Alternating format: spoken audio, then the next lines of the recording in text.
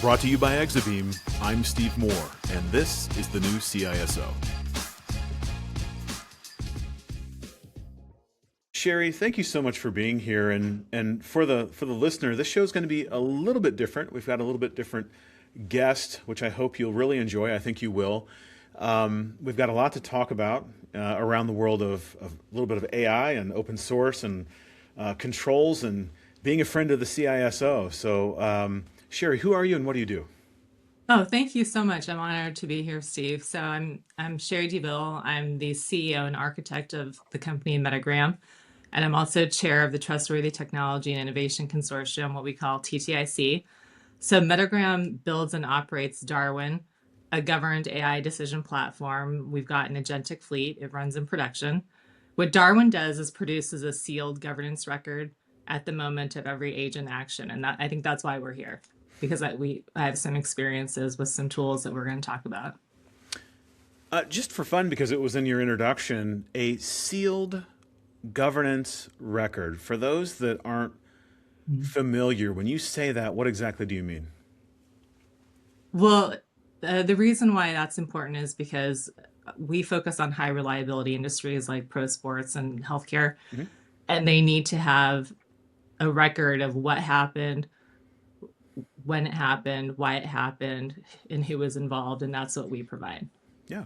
So it's Yeah. it's it's much like in the non-technical world, or even in whether it's like think of it like the way I think of it is like a police investigation, right? You're sort of figuring Yes. out Yeah. what are all the elements of whatever happened, sort of provability around Exactly. a set of events, and that sort of that non-repudiation of the event and having and maybe even the digital chain of custody kind of thing, right? That there's no changes that occur. Exactly. The Okay. defensible, auditable record that they can provide to counsel, to a court, to the insurer, to the credit rating agency Yeah. for financial, for legal purposes. Yeah. Yeah. When there's a problem, they can sort of show it as evidence. So supremely important. Yeah. That has a connection back into an open source project that Exabeam is leading and that you're involved with. I want to hit on something else though. TTIC. You mentioned that not everyone might not be familiar with that. What at a very high level, what does that organization do, and why does it exist? Yeah, thank you so much. So TTIC is an independent governance body.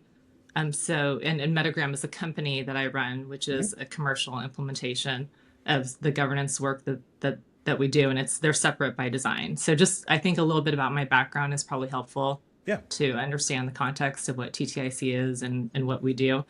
So I span mobile security, quant analysis, financial markets, standards development for clinical AI governance specifically. I co-chair a standard called IEEE UL 2933, which stands for TIPS, Trust, Identity, Privacy, Protection, Safety, Security. And so TTIC is a group where me and one of the other leads, who's the vice chair of the standard, who I think you know, Mitch Parker, CISO at IU Health, Yep. we stood up TTIC because IEEE is an incredible organization. We built this standard for clinical IoT device and data interoperability, full stack across data, devices, interoperability, backend networking. Um, but the challenge with it is that you need to actually get that into the market. You have to get it adopted. You have to get it implemented. You have to get it maintained. And to do that in an industry like healthcare and any high reliability industry, you have a lot more stakeholders that need to be involved with that implementation and maintenance. And so TTIC was stood up together with CIOs, CISOs, physicians, engineers, and really everybody who would need to be involved with doing that work. What's been the most difficult part of standing that up, just in general, for those that are curious about either creating or being involved, just plainly. I've been involved in similar organizations, but I haven't been involved in this. Well, How's it yeah, been no, around? I'm very grateful for it. That's a very good question and a very hard question to ask, and I ask and answer. So the hardest it has probably been like negotiating with the other bodies in the market to help them understand, but just because it's such a difficult space, not just healthcare, just in general, AI, IT, and high reliability industries is just, it's so honestly complex and political, and there's so many needs for to solve, and there's a lot of turf wars. I think we're going to get into that a little bit later in this podcast, but just like, negotiating, those relationships and helping people feel, safe, and comfortable. Hey, that, we're not here to step on anybody's territory. There's just so much of an explosion of a need of white space that needs to be tackled, and that's really what we're doing. So really just establishing that very strongly and very clearly. I think we've done that really well, but that is definitely the thing that probably took the most effort and time, personal time from me. And I think that's the basis of my answer. It was actually really hard for me to answer you. Well, I wasn't attempting to create I know. a friction in the question at all. It's just these are the things that pop into my head after this is. I think we're approaching, I don't know, maybe 150 hours of final production time of these shows, and Yeah. stuff pops into my head. Mm-hmm. And most of the questions are usually pretty simplistic, where I'm like, hey, like, there's like another voice in my head, it's my insanity, where there's a voice telling me live, like, hey, ask her that, like, why is that? Or what's the hardest part about? Or what would No, you, it's a great question. Yeah. yeah, because look, a lot of times you're doing this community standard stuff. You're, look, there is some element of career prestige that I will call out that is a driver for some. There are others that realize these groups are the way to a vehicle to make change, to solve problems, sometimes even to make money. But it's hard. The more people involved and the greater the breadth, the more difficult it becomes, right? And you're tackling problems with, I haven't highlighted turf wars, even the subject of AI in general. I'm Yeah. seeing in big mature companies where it's creating turf wars, it's Yeah. changing budgets, it's changing authority, it's Yeah. changing titles of people, right? So Yeah, exactly. there's these new tribes that are forming, and so we'll get into tribes and turf wars. Before we get into that, though, I think for the listener, this question is going to be it's really important, and I think it's really interesting and kind of fun. In our earlier conversation, you noted that you were really good at a couple of things, kind of for the CISO with the CISO, and the two notes I made is that you know how to make security cool or help them be cool, integrate with the business, and then you also said sneak security into the business. I find all that fascinating, and I think that would be a really good headline for some sort of TED talk in the future, right? That CISOs would want to listen to. And so, within the realm of what we're talking about, when you said those things, what do you mean, and what advice do you have for sort of the CISO that's interested in this universe of technology and problem set? Yeah, that thank you for that question. Well, I'm deeply grateful. I've been coached and guided by a lot of CISOs in this journey, and they've worked very closely with me in the development of our work.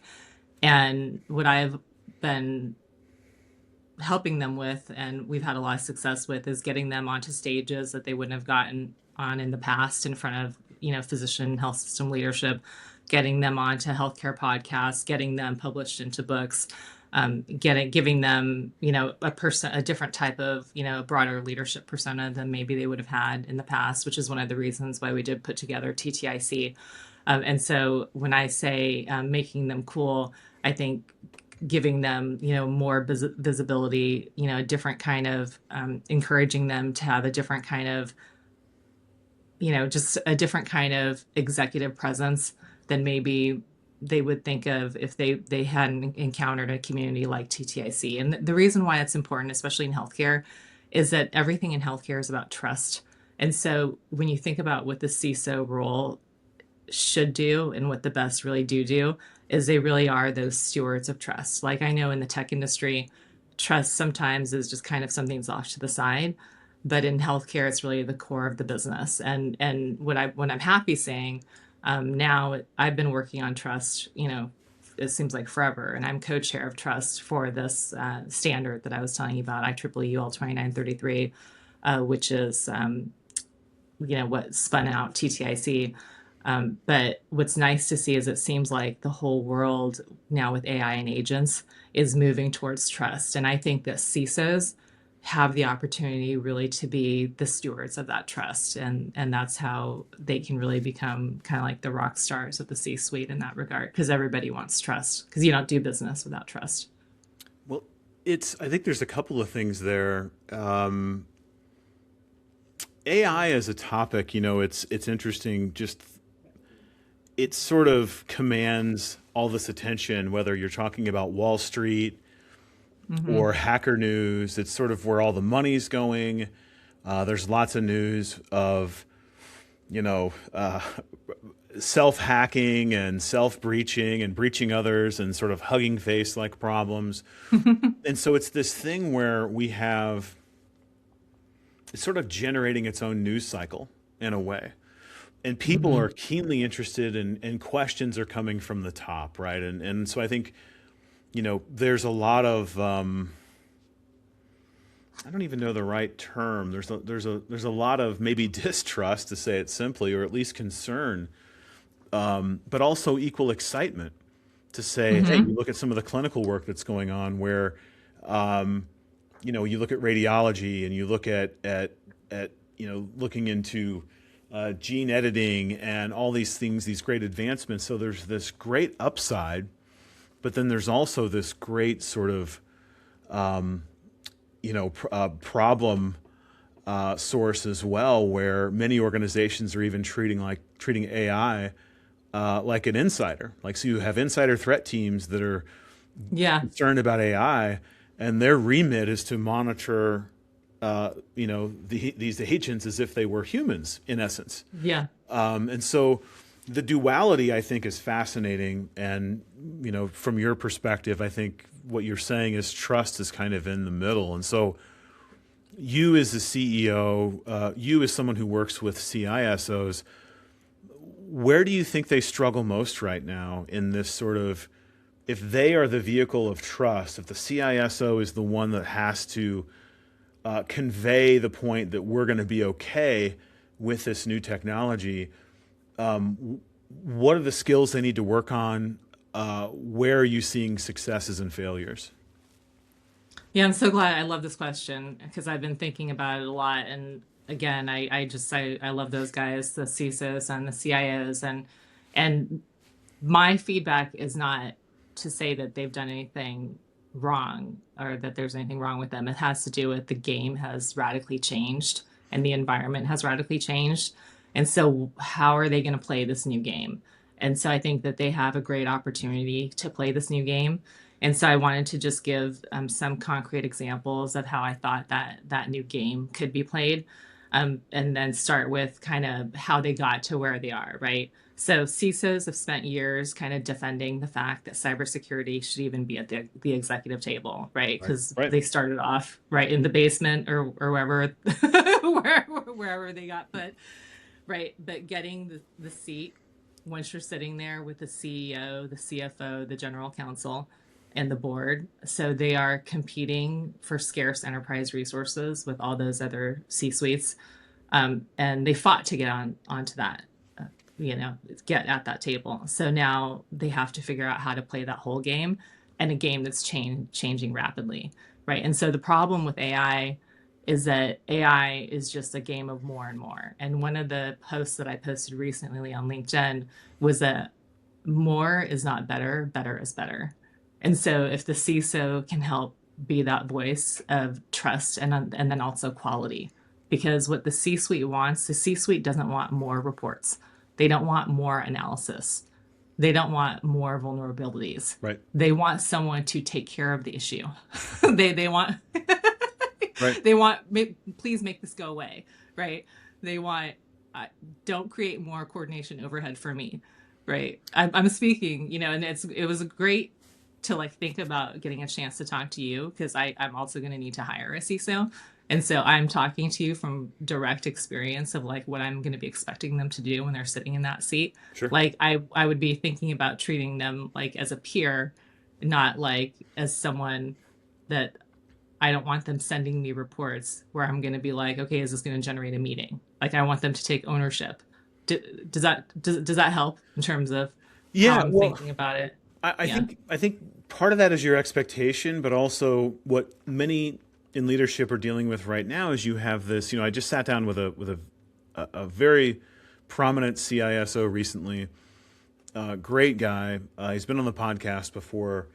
I was in Australia and got to sit down and have a coffee with him, and he's got to do all his other security stuff, and he is as sharp and as prominent as it gets. But his statement was, he's in banking, but his statement is, they have expectations and problems they need to solve there. But the way he's monitoring and thinking about AI thematically is that it's like a curious 7-year-old with a gun. And I know that's overly vivid and maybe not even the most correct thing to say. Those are his words. And the example is you have there's this desire to please that happens, right? There's a mission focused thing that's happening that will not sleep and will in the course of achieving a mission will often cause other problems, right? And so I think some CISOs are having trouble because while they might be responsible, Yeah. um, I'm going to push back on that it, framing, and I would love to talk to well, that gentleman. I'm well, sure. Go yeah. ahead. Well, hold on. Let me finish, and you can have at it.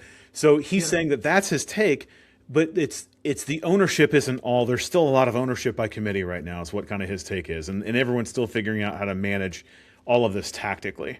And so there's a little bit of a gap between who gets the call when it breaks, Yeah.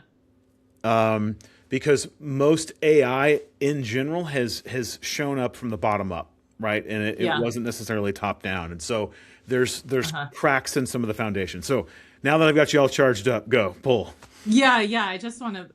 So I laughed because my analogy is that it's a gifted teenager, because the gifted teenager. I don't know if Okay. you've ever known one or been one, but they have very specific talents and drawbacks that they bring to the table. They can do a lot, but they consume a lot of resources, and they also need a lot of direction and coaching.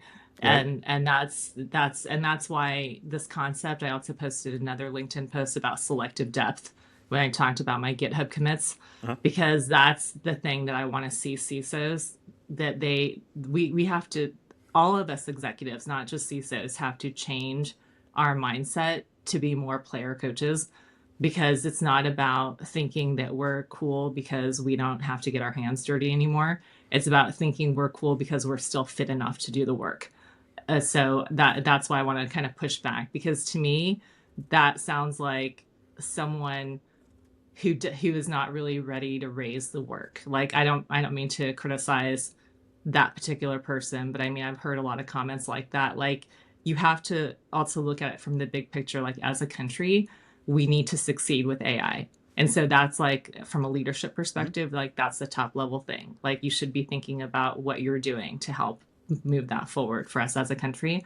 And then also as a company, for his company, how is he helping them win? And so to me, that's why that analogy didn't work for me. But I acknowledge that there's challenges. That's why I like the gifted teenager analogy. How many people, you said it's cool because we are still fit enough to do the work, and you alluded that, hands-on work, not just strategy, but seemingly technical work. I'm clarifying on that. Is that what you meant specifically? Well, it can be different depending on the role. Like I'm not expecting the doctor to be coding, like, but he can verify an AI output. Like it's going to look different. Like the Mhm. CFO is not going to be coding, right? But they're Sure. going to also be verifying that AI output. And so I think, somebody asked me I'm grateful to have many mentors that have shaped who I am, and they asked me to introduce to someone. I said, and I try to teach people discipline. I said, well, let's talk about constraints. Let's talk about errors. Let's talk about handoffs, documentation. Like, let's talk about how the work actually gets done. Right. Right. And so I think what has happened, and what I try to help CISOs with, is that they had been allowed to be almost like consulting advisors in a lot of these roles, depending on the size and scale of the enterprise. And what I know to be true is that for a lot of boards and CEOs, a lot of my friends, that's not working for them, especially with AI and agents. They need to roll up their sleeves and get onto the court. That's the feedback. Not all the time, but in and out, right? Yeah. No, I want to underline that, and I do this a lot. This is another theme from the show. I know you're a new guest and probably haven't listened to others, but when there's a point that I think is really interesting, that is worth reflecting upon, I try to call that out for the listener. You mentioned teaching discipline and the notion of, the CISO being in a full-time role, seemingly for many, as this sort of consulting advisor. And the way I translate that is someone who's just sort of relaying problems, or relaying risk, or relaying a status or a count or a number. And I do see that.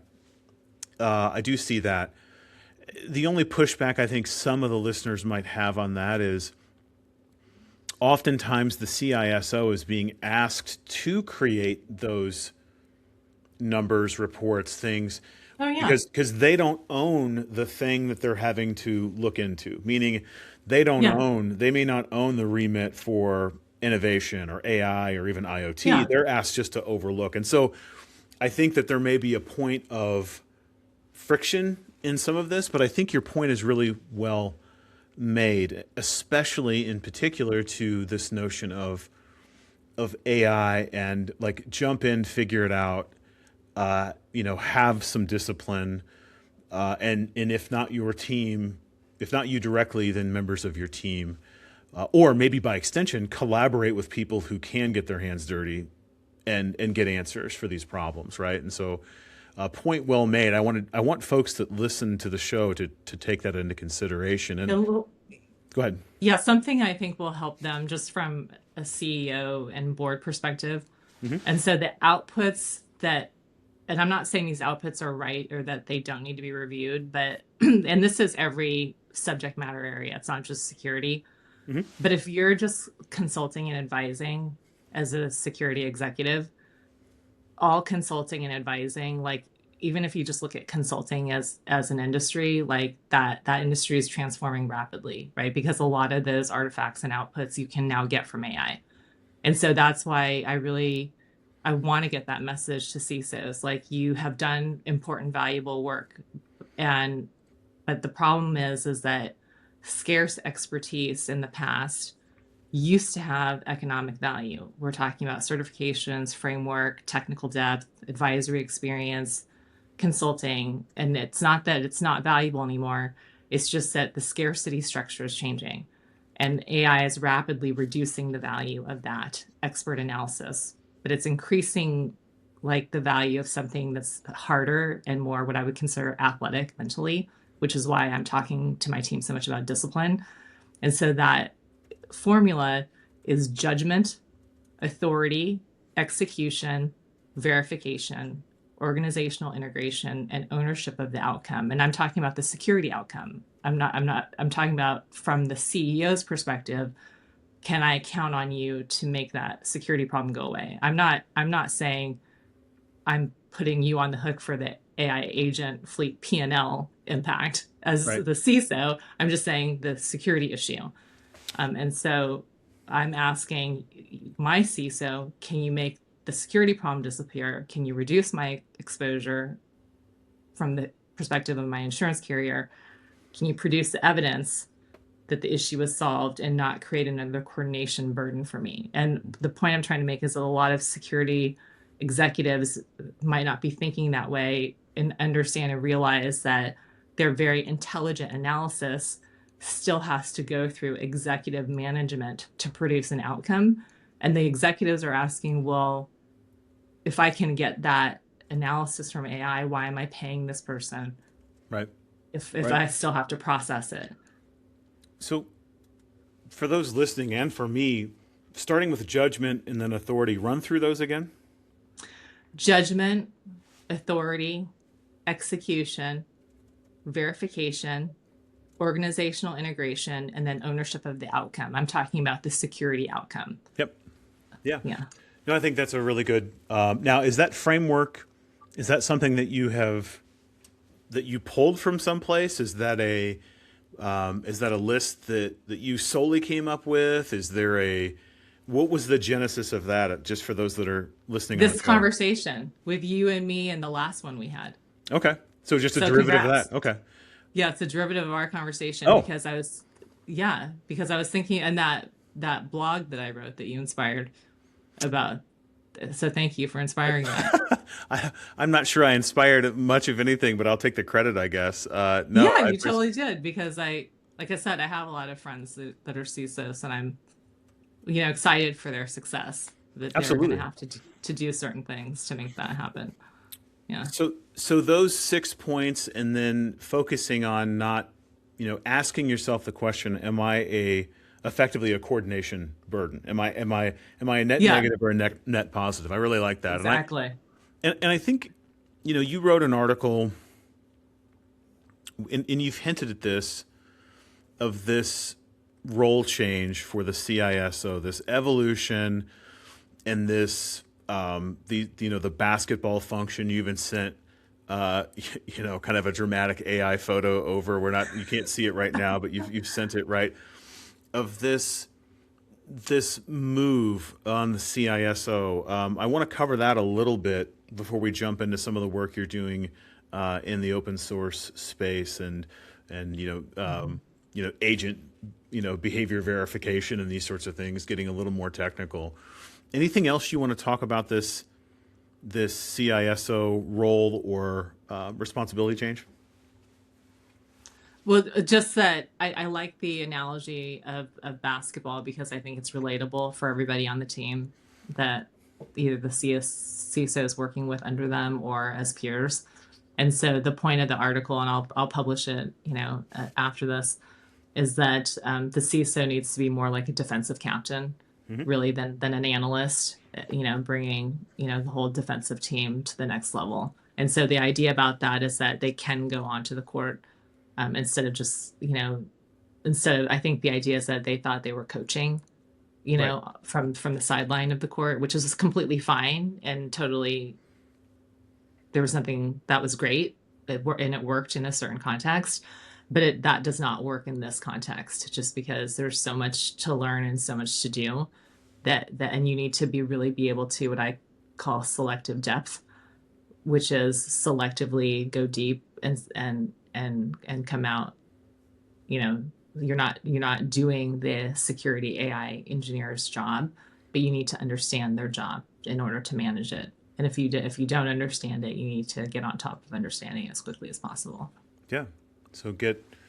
And I think for some larger organizations, I mean, the ownership doesn't change and the mindset doesn't change, but I think you may have another leader that is very close or direct to the CISO that may end up playing that role.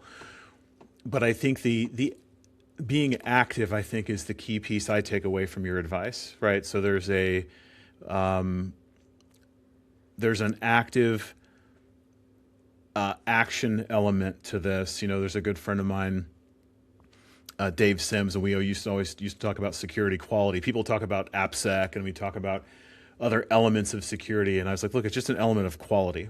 And I think this, in order for us to still succeed in that, we must think about the quality of not only our work, but the work product, to use kind of a PMP mindset. What's the project's product, and what is the quality associated with it, of any type. And I think that's kind of what you're marching toward, is to get in and have people that are going to directly identify and drive correction around these problems, these new problems that we face. Is kind of how I'm playing with it live on the fly here. You've done some other writing. Exactly. You wrote, and so for those that are not familiar that listen to the show, to underscore, we don't talk about product on the show for good reason. We never have, and it's just to make sure we keep things what I call pure. But one of the things I do want to call out that my company is involved with, not only do they sponsor this show, we are involved in the open source community. Sherri is involved in the open source community and leveraging that, and has done some articles around it, both with two platforms, Praxin and Observera, that play into kind of the whole universe of this topic. And so maybe talk a little bit about, well, I'll read a snippet from the article you wrote, and because I liked it so much, I copied it down. You say configuration has stopped predicting behavior, and that's really important. Configuration has stopped predicting behavior, which is an old control mechanism, right? Our configs are correct, so we're okay. Mm-hmm. That single fact has changed what the job is, what it costs, and what a CISO has to do personally. Here's a tactical instrument, the economies of the role, and the monitoring layer that keeps the answer true after deployment. Now, it's a specific notion around some open source tooling that we put together, but there's a larger story that wraps around that. And so in agentic environments, the systems are immature, the abstractions are unreliable, and the consequences of subtle errors are high. And I think that's a great introduction to this next element. So you chose those words. I chose to reread them and share them because I think it sets the tone for what this journey that you're on, and then how we kind of fold into that on the open source side. So anything you'd add to that wonderful prose that I reread that were your words?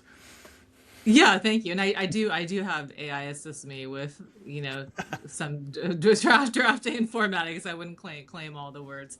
But I think I do have an AI use policy that I use, and I like to be transparent about it, that I do review everything. And when I write from intent, right? So I say, I want it to say this, and then I let it go. But it does save me a lot of time. So thank you. But I think that it's not about, advertising TTIC, but I think I need to tell the context of TTIC so you understand how I got involved with open source, because people would laugh if they heard you say I was an open source person, because I had to actually call my lawyer to ask him if it was okay for me to use Praxin, because in the medtech world where I grew up, and I know you know this because you have a healthcare background, right, like they don't really understand open source. So I had to call him and ask and have him look at it. And the good thing about him is that he's great, and his name's Noel Gillespie, is that he has actually an engineering background. So he looked at it and he cleared it for okay. So I was able to use it. But I think that the challenge is that all the letters that you still need to have for compliance, like they just don't do the job of risk management for AI and agents because of the probabilistic nature of the technology. And so, and none of the systems and like we just haven't caught up. Right. And that's why these open source tools are so valuable. And so with TTIC, we're grateful that Steve Wilson, who works with you, is the chair of AI security with us. And so what we were able to do, and we're thankful for this, is that so we implement IEEE UL 2933, which is a data architecture governance standard. And so we use that, as our remit, as our build in the products that we build. And then we were able to use Praxin and I think you know what Praxin does, right? Yes. And I think, and so do you want to tell the listener, since you could probably tell the story of Praxin a little bit better? Yeah. So it actually, I don't know how much of this is public, but I think Steve's probably told it at some point. It actually came from a series of conversations at a security conference, and we were sitting around thinking, hey, what if we should make, kind of these you sit around and you get energized. Sometimes you go to these conferences and you listen to a lot of really brilliant people. And, you know, a lot of what happens in this space begins sort of from the developer up, right? So the ground up. It's not a policy top down. A lot of these movements that we see in IT Yeah. start there, and a lot of the tooling is utilized there. And so we thought, you know, first let's look. Could we build something that will run and give you an overview of remit and give you a findings register and let you know, and align feedback on what you're building and align it to OWASP, right? So the top 10 for LLM applications, and there's also another for agentic AI. So something that will allow, if you've been around long enough, to review, to scan, sort of Yeah. pre-production, and let you know the universe of what it is you've made, and to give a visual that's human readable on what do I need to do to make it better, right? And so something that can be shared, and to give a score that's meaningful on a level of risk. So what are the risks, and then what's the level of maturity? And to do so free. Frank, we certainly have other other software we sell and other problems we solve that come at a there's a trade-off on the value proposition of resources for the service. This is free. And so, looking at policy divergence, credential exposure, these sorts of things is all really important. So giving this is something, hopefully, that people use to verify and improve their code. There's also another runtime agent that we have that I'll just mention. It's got a really cool, so the first one has a cool little fox logo, and the other has a little owl. That's Observer. So that's observing and analyzing. And looking more into like telemetry. So as it's running, right? So there's sort of two problems. One is sort of pre-launch, and one is as runtime. And so that's my 50,000 foot intro on that. But Yeah, that was very well done. yeah, And so yeah. So Praxin, what my experience of it is, using it directly is everything that you said, and then also it gives code specific feedback on how you can improve the score. And yeah, so, which I I didn't know about before I used it, but when I experienced it myself, I just thought that was the best thing, because I'm working before that at the policy level, providing all the things that the CIOs, CFOs, and the boards want, in my platform, but had never really thought about inspecting the code to improve the code at the code level like that until Steve had given TTIC early access, to Praxis, not just us, he'd given it to other people as well. But the combination of, because I've been involved with this IEEE standard and had very strong architecture from that, gave us the opportunity to have a really clear remit. And because of that, we were able to, after we ran it and remediated a couple times, we ran it in total 3 times, but we did actually get it to where we had like the highest score that they've ever had as of July. And we were able to, eliminate all the high, and medium, issues, right. like in the code, right? Which is like a dream, and so efficiently, too. And so I just can't thank, Exabeam and Steve enough, because that's just like, as someone who is building a system, where the whole value proposition is trust, but you're providing that to the client, being able to provide or develop a capability like that internally with this kind of easy to use tool is just like, it's super valuable. So thank you for that. Yeah. Well, I mean, the point you're referencing is our findings register, and that it ranks by Yes. criticality, and Yeah. then that maps to the 2 OWASP standards that I mentioned, and then there's recommended Exactly. actions, there's code examples, there's recommended actions, and so I guess the question that I have for you, I mean, was this a heavy lift? Was this difficult to implement? And I know I'm kind of leading the witness a little bit, but I mean, you had to get started someplace, and you mentioned that you do write code, but you're not necessarily a a born coder, if you will, to use Yeah. your terms. Was this a heavy lift? Was this relatively easy? Was it easy to Well, it made utilize? my life a lot easier. Yeah. I mean, if you're selling into anybody who has like a chief risk officer, it's Mhm. like a no-brainer. Yeah. So it's a no-brainer. I'll put it that way, if that's what you're asking. Well, actually, no. Actually, no. It's mainly if someone's listening here and thinking, you know what, like I have this problem. I want to do an assessment. I need to look at at a code level what we're doing. Oh I no, am it's super I'm at simple to zero. do. Yeah. Yeah, so there's two questions that you're meaning to Mhm. ask. So you mean to ask, was a heavy lift to run, Yeah. and is it a heavy lift to remediate? And so those are two different questions. It's like painless, fast, super simple to run. Hmm. To remediate depends on what kind of standard you're trying to hit. Sure. So and then the other thing that I think is really important for the listener, because I am going to have friends that are going to listen to this, is that just the aspect of architecture up front, both in the remit as well as architecture up front in terms of like operationalization. Hmm. And so we did use the Indiana framework of the 6 layers, to shout out to Mitch Parker, who's chair of infrastructure and security for TTIC. But the relationship of Praxis to that, and you really need to have those different types of roles, like working on like something like an agentic fleet, is that Praxis tells you that it tests whether or not those controls fire. And you really need a framework to tell you where to put the controls. And then you need something like Observera. So the Indiana framework has 6 layers. So you need all this kind of taxonomy and structure so that you have a valid remit for Praxis to run. And then you need this structure that the executive team understands that you can report on. But then Observera actually addresses that 6th layer.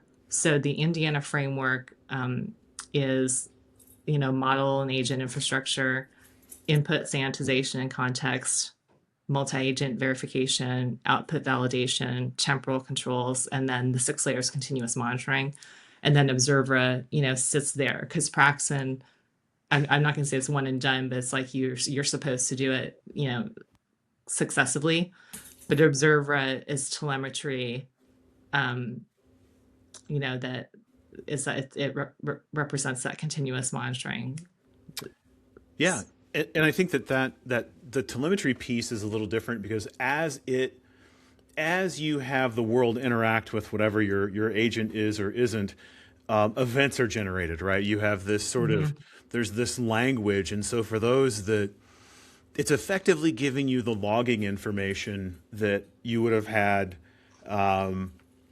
logging with an almost intent, and enriched events that are really human readable, the kinds of things that you would want to know, if someone were, think 20 years ago, if somebody wanted a set of firewall rules or run a report about what a human did, right? This is sort of what an agent did when looking at multi-source enrichment. So it's one's runtime and one's sort of like one's code review and one's live application analysis is the way to think of it. Mhm. Yeah, exactly. And can I just say one more thing about Praxis Yeah. too? So yes, OWASP, which is like just also an awesome community and a great resource. It's got 6 behavioral categories that it's measuring. And the thing to remember about it for the listener is like, is your agent doing, what it said it's supposed to be doing? And that's the thing to tell the executive team. But the 6 categories are defined scope, knowledge base. Um, does the system treat every input as potentially hostile? Are the dependencies known, reviewed, controlled? And has the system been probed adversarially? And is the behavior tracked after deployment, not just before? And so those are the raised categories, which is the reason why I wanted to say that is because that's the basis for the score. And so I think it really helps the industry to understand and talk about the score and to try to do well on the score. Because especially with physicians, and CIOs that work with them, like the whole concept of evidence. I'm really happy to see Exabeam getting behind the concept of evidence, because that is what's really held back, I think, technology from, connecting more, with industries like medicine and aviation and even like sports. Yeah. Yeah. It it's a complex thing, and it's something that I'm finding most organizations are still struggling with. There seemingly is always, there's discussions and budget, but I think people are still trying to figure out their go forward and what does quality look like, and what does response look like. I come from an incident response background, so that's another hot topic of when there is a problem, what do I do, right? So even beyond, even if I've done all my diligence, I Yeah. think for the listener, everybody here knows that even with all this, with agent, behavior verification and telemetry and observability, then you can still have an ongoing issue, right? That was kind of the introduction that you had to your article. Configuration has stopped predicting behavior. You can still have bad behavior, and so that's even sort of the next frontier of, what do I have? What can I control? So based on what I can see, what happens when there's a problem? That's another big topic. Any thoughts on that as it relates to, kind of the last piece of this, right? So incident response, breach response, especially in healthcare, HIPAA, high trust, all the rest have very tight rules around even data access, even unapproved access to information, not even breach. There's different sort of qualifications and different notification thresholds in healthcare. Anything that you're struggling with, or that any conversations you're having frequently in healthcare around AI and sort of the notification piece around incidents? Anything top of mind? Well, it's not so much top of mind as much as something that I do have a passion about, which is why I got involved with the standard. I'm also on the maturity model committee for the standard, and I look forward to taking our platform to market. I'm trying to help you understand why I work on agents. Sure. And so the reason why agents are very challenging, because they're very challenging to put into production in a way that's reliable and that's secure. I put a post on today, with a similar meme to the one that I sent you, but it had to do with Right. AI engineering, and someone put a comment on it about cascading failures, in agents. Yeah. And so that's what we have to prepare for the worst. And one of the ways I prepare for the worst is I have a very highly disciplined way of building, with architecture first, and mapping to 11 standards, in a very highly disciplined way. But you also have to, like you're saying, you have to have incident response on the back end, and that is a lot of people, process, and technology. And you probably don't have enough time for all of my thoughts around it, but I think what I'll give to you and tell you why it's important. And I will tell you that my standard, I do want to see it not just implemented in my technology, but I want to see it implemented across infrastructure, providers, because if they implemented it, we'd have a lot less outages.